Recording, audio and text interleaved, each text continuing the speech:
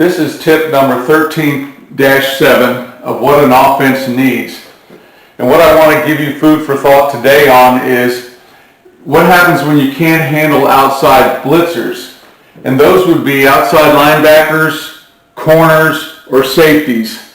And I think you have two options that you have to decide which one of those you would like to have in your offense, because I think teaching both of them takes a lot of time. And that is, let's compare if you want to have screens or if you want to throw the shows routes, which I've referred to quite often as slant, hitch, out, whip, and seam. Either one of these can help handle outside blitzers. So we have to look at what is involved with making the decision as to whether we put the screens or the shows in our offensive package, or can we do a combination of both. So let's look at screens first. One of the things you have to decide is, what is your offensive line ability?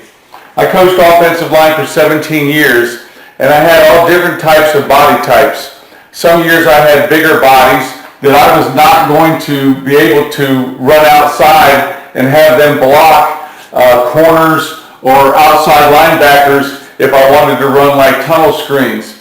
And then there was years where I had smaller, quicker linemen where that would be okay. So you have to look at your offensive line ability and see how involved you can make them in the screens. Do they have the mobility and agility to be able to get out and block perimeter defenders? The second thing you need to consider is the time that it takes to teach wide receiver blocking. My experience is wide receivers really don't want to block. They would rather go run routes, catch passes, which is what is described in their name. So you're kind of fighting that mentally. And obviously as a coach, you can demand that they get good at that, and you can say, okay, well, we're not going to throw you passes unless you block first. But is that really productive to your offense and forcing somebody to do something that they really don't want to do, and that isn't really productive in the long run of what that position can be more demanding on the defense?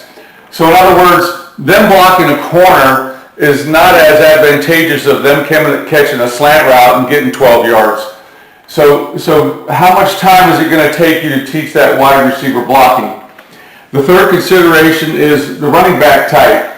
When you run screens, you really need these smaller, quicker running backs, and to take advantage of their mismatch with linebackers.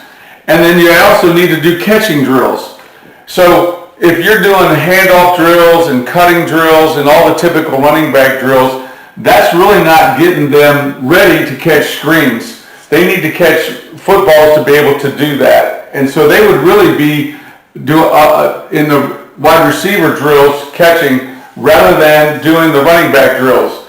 So once again, you have to decide, do I want my running backs catching passes and being ready to be a threat to the defense in that area? Or do I have those bigger running backs that are really going to get downhill and be more of a physical threat to the defense? Okay? We know that in screens, we're attacking the perimeter defenders, and typically those are linebackers and corners. And attacking them with the screens, we're going to run the quick screens, the tunnel, and the bubble. And as I said, you're going to have to teach the wide receivers to block, or you're going to have offensive linemen to get out there to block those people. And that all comes into, do you have the personnel to do that? The second thing person we're attacking is the edge rusher. And those are the defensive ends. And typically we will attack those with running back screens. The running back could chip off the end and then go out, or he could protect in the B gap and slip behind them out into the flat and get out for their screen passes. That's kind of a summary of what you have to decide, of what you have to teach to handle outside blitzers if you're going to run screens. Okay? If you have shows routes, and that is slant, hitch, out, whip, and seams, you can attack vacated areas. In other words, if they blitz the outside linebacker, you have the ability to run a slant in that area, to run a hitch in that area, or to throw to the vacated area. Now, you know if you watch my other videos that I'm a big believer in this, because one of the things I did as a play caller was if I saw you blitz this Sam linebacker and we're in this 2-by-2 formation, the next play I'm immediately going to throw a hitch or some route that I know is pretty safe in here. I could throw a hitch with this number 2, or I could throw a slant, because I want the defensive coordinator to know that I have an answer, and that if you want to blitz, you're taking a chance that I have that play called, and it's going to go for a big gain. So anytime I saw a blitz, I would throw a pass in the area of the guy that blitzed the previous play to show them I have the answer to that. Okay? So you can attack the vacated areas once you know who the blitzer is. All right? So in the formations you have, it also dictates to you as to what you can use to attack each defender and the area that they're going to vacate. So for example, if we were going to attack this Sam linebacker, we could throw a slant, a hitch, or a whip route. To attack the safety, we could throw a slant or a hitch if they blitz this Sam linebacker. And to attack this corner, we can throw an out, or we can throw a hitch, or we could even throw a pivot. And the pivot for us would be an out, back under. Okay? So we have the ability to throw passes down the field which gain yardage when they're caught, and attack a defender's technique. If you throw screen routes, you're typically throwing them behind the line or at the line of scrimmage, so when they catch the pass, they haven't gained any yardage. I'm not a proponent of that, but that's a personal choice, okay? So we have shows routes. We can use our formation to identify the blitzer, because we know that they're only going to blitz where there's numbers, and if it's 2-by-2, the Sam and the Will would be the blitzer, okay? And then we can restrict edge rushers with our formations.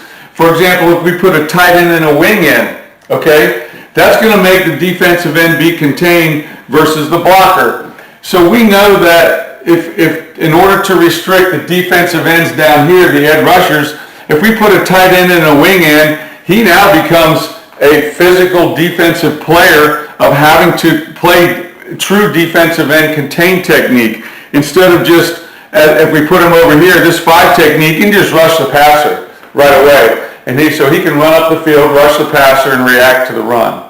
All right?